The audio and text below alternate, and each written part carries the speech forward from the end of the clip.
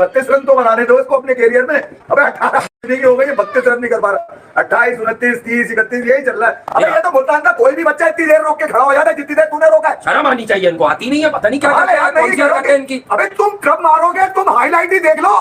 कहाँ की? कानपुर की ना? कानपुर की तो दिखाना भी नहीं है इनको, इतने स्लो बल्लेबाजों को। अबे तुम्हारी ऐसी की तैसी, तुम मारोगे किधर? कौन सी बना के दे दूं तुम्हें पिछले?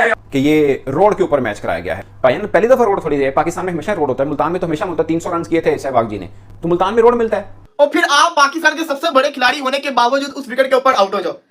मैंने तो अपने सर के ऊपर ठुड्डे मार लिए कि बाबर आजम कैसे आउट होके गया।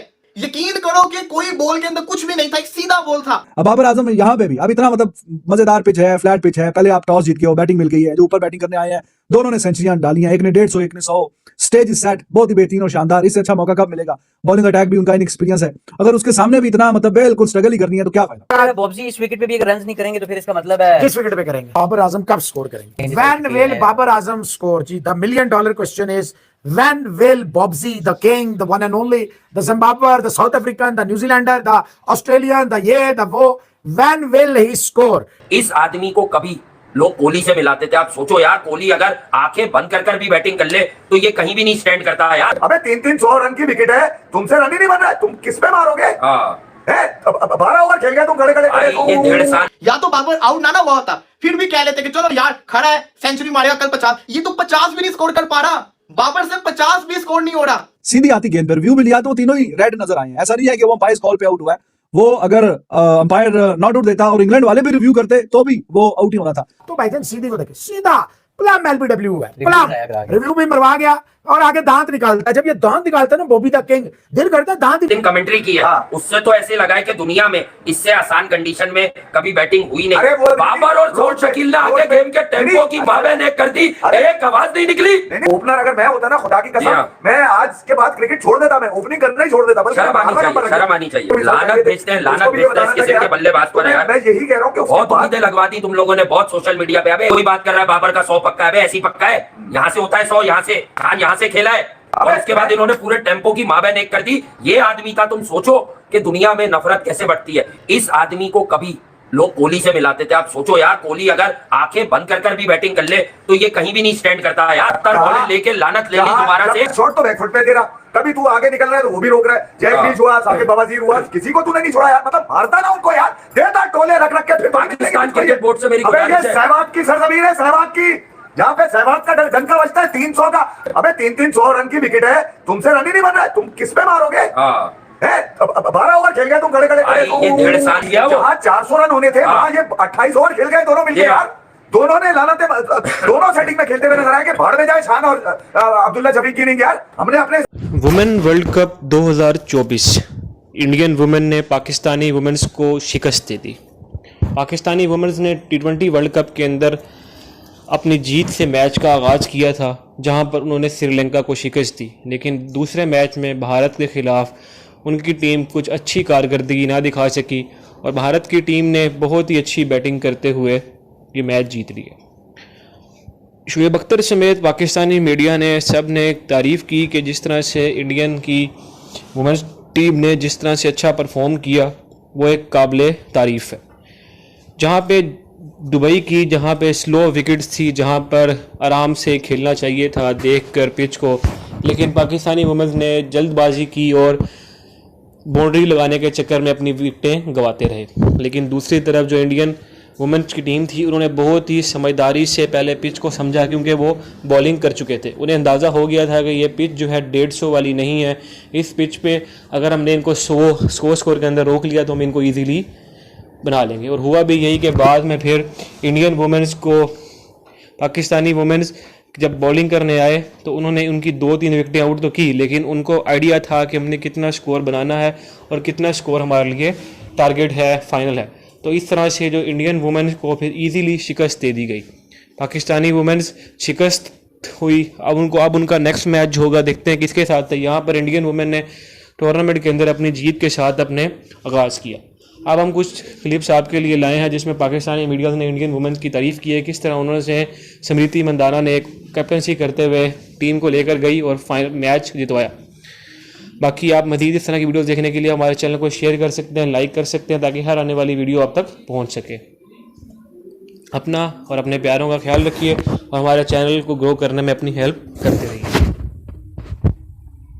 से खेलना है इन्होंने अपने माइंडसेट से खेलना है इन्होंने ठीक कह रहे हो। टीम के और शान के वो शान पाकिस्तान टेम्पो की जो बजाई है इसका जवाब कौन देगा?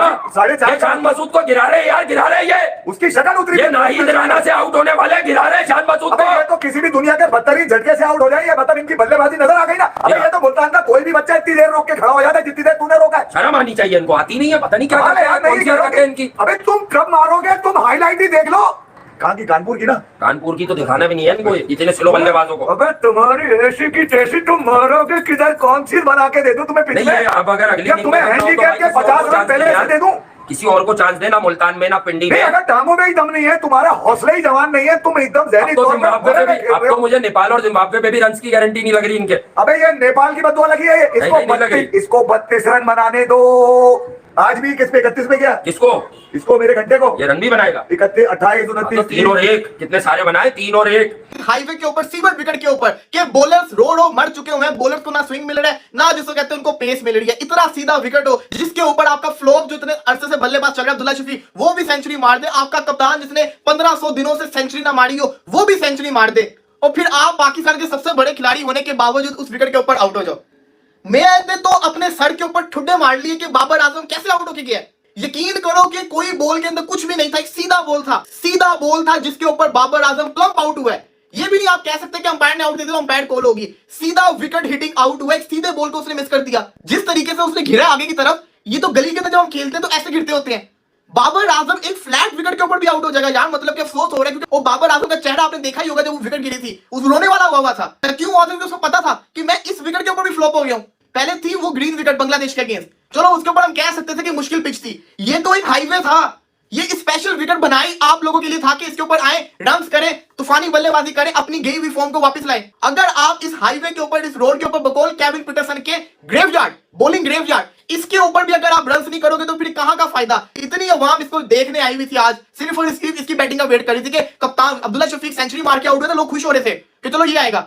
लेकिन फिर एट द एंड कैसे आउट होके गया? बाबर आजम अपनी गलतियों से नहीं सीख रहा। बाबर आजम को अंदर आता बॉल हमेशा आउट करता है और आज फिर ये आउट होके चला गया है। बाबर आजम को समझ ही नहीं आ रही कि बाबर आजम खेलना किस तरीके से है। एक तो इतना स्लो खेल के अपने ऊपर प्रेशर क्रिएट करता है कि बाद में आउट हो जाता है। और बाबर आजम ने 30 किया 71 बॉल्स के ऊपर, 50 से भी कम का स्ट्राइक रेट था। इससे आप अंदाजा लगाइए कितना दोनों स्लो हुए थे सौ शकील और बाबर आजम। या तो बाबर आउट ना हुआ होता फिर भी कह लेते कि चलो यार खड़ा है, सेंचुरी मारेगा कल 50। ये तो 50 भी नहीं स्कोर कर पा रहा, बाबर से 50 भी स्कोर नहीं हो रहा। आप फ्री होगी हुई है, मतलब कि इतनी पुअर परफॉर्मेंस चल रही है बाबर आजम की, इतनी पुअर कि अगर इस फट्टा विकेट के ऊपर, इस सीधे विकेट के ऊपर, इस जैसे कहते हैं ना रन मशीन विकेट के ऊपर भी अगर बाबर आजम रन नहीं करेगा तो बाबर फिर कुछ नहीं कर सकता। फिर बाबर आजम कुछ नहीं कर सकता अगर इस विकेट के ऊपर भी रन नहीं कर सकता। फ्लॉप हो गया ना बाबर आजम, पुअर क्रिकेट खेल रहा है बाबर आजम, इसको पुअर क्रिकेट। अब तो बाबर आजम को चाहिए कि टेस्ट क्रिकेट से ना रेस्ट ले ले। अब बाबर आजम यहाँ पे भी अब इतना मतलब मजेदार पिच है, फ्लैट पिच है। पहले आप टॉस जीत के हो, बैटिंग मिल गई है, जो ऊपर बैटिंग करने आए हैं दोनों ने सेंचुरियां डाली हैं, एक ने 150 एक ने 100। स्टेज इज सेट, बहुत ही बेहतरीन और शानदार। इससे अच्छा मौका कब मिलेगा? बॉलिंग अटैक भी उनका इनएक्सपीरियंस है,